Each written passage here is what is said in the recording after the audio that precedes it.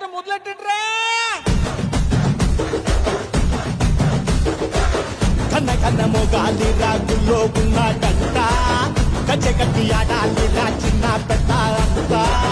అమ్మవారి ఊరేగింపు అచ్చం కన్నుల పంట, రంగరంగ వైభవంగా రంగులు చల్లాలంట.